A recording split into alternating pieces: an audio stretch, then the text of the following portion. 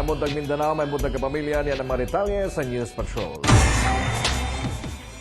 Kapin 2 milyones ng mga tao mitambong sa Evangelical Mission sa Iglesia ni Cristo natong Sabado sa Davao City. Busa, niresulta kini sa grabing ka-traffic sa mga sakyanan. Si Hernel Tokmo sa report. Bumper to bumper ang trapiko sa Diversion Road hasta sa Maa, Davao City. Sabado sa buntag, daghang natanggong nga mga sakyanan. Kay dinhi sa football field sa Crocodile Park, kay 2.2 milyon katao ang midagsang alang sa Evangelical Mission sa Iglesia ni Cristo. Mihimo ang relihiyosong grupo ug medical mission hasta relief distribution alang sa ilang mga miyembro. Yani mi diri kag-invite man mi sa taga-iglesia jud. So bisita lang mi. Pag gumana mo pila gipanghatag jud din siya. Bugas, dilata, noodles. Pero kung dunay nakadawat, naasay uban nga nagreklamo na sa perting taasa sa linya. Kinsa man toy nagdumala aning grupuha, nihangyo lang sad pud me kung naapay bugas. Paybalon sad me para di na mi magpaabot pud dinhi magabihan me. Naapay gitabang sa medic kay nakuyapan tungod sa kainit sa panahon. Samtang ang kapulisan, nagmuntarog Police Assistance Center para sa mga nangawala nga bata. Nagpakatag sabog mga pulis sa lugar aron masiguro ang kaluwasan sa mitambong sa okasyon. Ang Evangelical Mission sa Iglesia ni Cristo, parte sa ilang centennial anniversary, sunod tuig. Hernel Tokmo, ABS-CBN News. Na-stranded sa mga pasahero sa Davao City natong Sabado kay nahutdan og PUJ kay gipang Pacquiao sa masakop na Iglesia ni Cristo. Ng report ni Vina Araneta. Ang mga report samtang gituman nagkaron sa mga malls ang mando ni Davao City Mayor Rudy Duterte nga inspeksyonon og maayo mga mosulod sa mall. Sa Gaisano Mall, taas kayong linya sa usa kining girikisa. Ang mosulod og moagi pa sa walk-through metal detector. Ingasab nini ang hisura sa Victoria Plaza og SM City Davao. Subay kini sa gimando ni Mayor Rudy Duterte nga kinahanglan inspeksyonon og maayo ang tanang mosulod sa mga establishmento.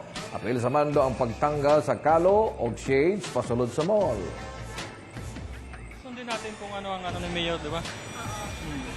Kapatanggal yun asa kay baka may ginasuksok bitaw dito sa sa ilang mga colors, mga shade. Hindi natanggal ang shade para para makita bitaw sa camera kung silang naong. Giaresto sa masakop sa pulis ang usa ka maestro nga naaktuhang nagpa-sesyon. Samtang usa ka lalaking napriso na kaniadto sa pagkalambigit sa illegal nga droga, sobling nadakpan sa pulis sa susamang kaso. Si Danjo Revilla sa report. Napriso sa Sasa Police Station ang 41 anyos nga si Carlito Sumatra. Human kini naaktuhang nagpat-session sulod sa iyang sakyanan at tubangan sa balay sa usa ka pulis sa Panakan, Davao City niadtong Domingo. Si Carlito, usa ka maestro sa usa ka public school sa Sasa, Davao City. Nakuha gikan sa maestro ang mga drug paraphernalia, samtang nakasibat ang kauban niini nga si alias Ome. Naaktuhan lang talaga yung teacher. Yung kasama niya na nakatakas, yun yung nasa listahan na nasa watchlist din. We in the education sector, sundan gyud mi ang balita. Pero dapat maimbestigahan. So, kailangan po siguro muagi po proseso ug imbestigahan kung tinuod na siya. Gihikay na ang kasong paglapas sa Comprehensive Dangerous Drugs Act of 2002 batok sa suspect. Gipresenta sa hepe sa Turil Police ang duha ka dagko ug usa ka gamayng bundle sa pinaugang marijuana nga nakuha sa suspitsadong si Teodoro Cordova. Pinaagi sa bypass operation sa mga pulis sa Dalyaw, Turil, Davao City kagahapon. Yes, mas kilala siya nga Choy. Actually, sa Choy lang gani na ilan ko ang nailan ko. Pero di ang tinod na pangalan si Teodoro Cordova.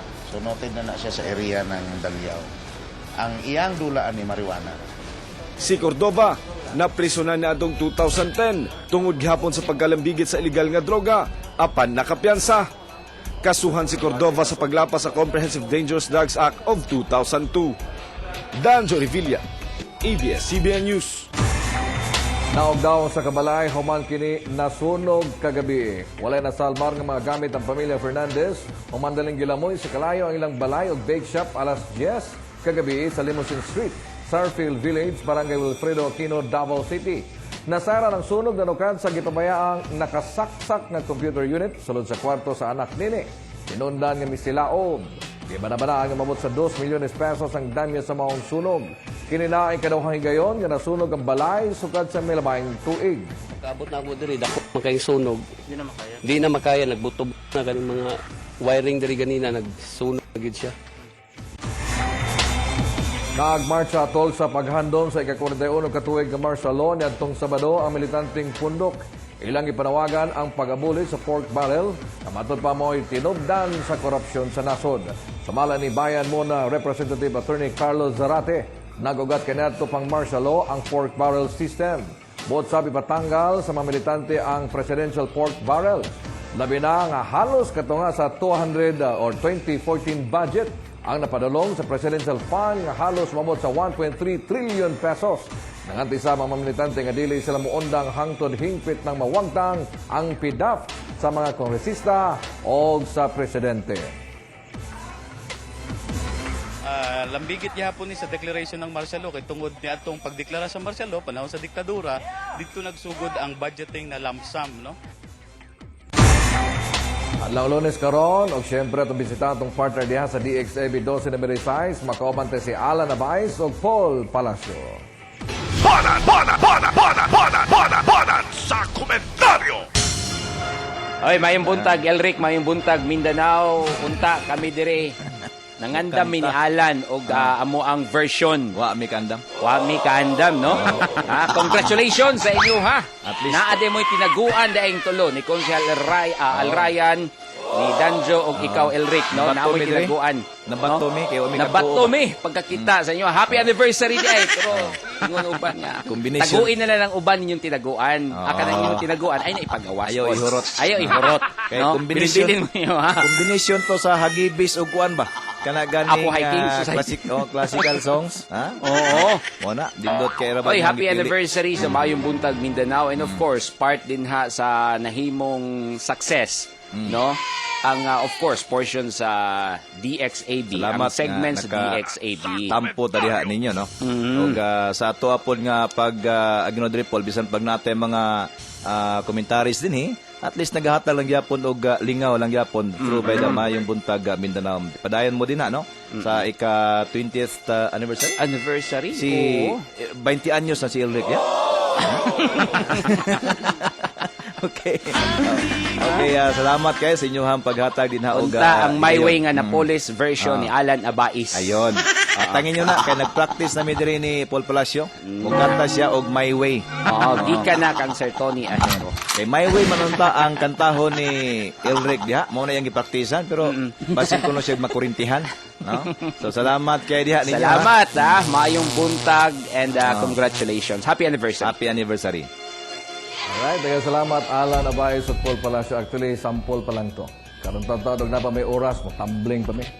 Rolling pa. O katulad lang ko sa itong mga balita, karon mo daghang salamat. May buntag, Mindanao. Maayong buntag kapamilya. Pirmi maglabad ako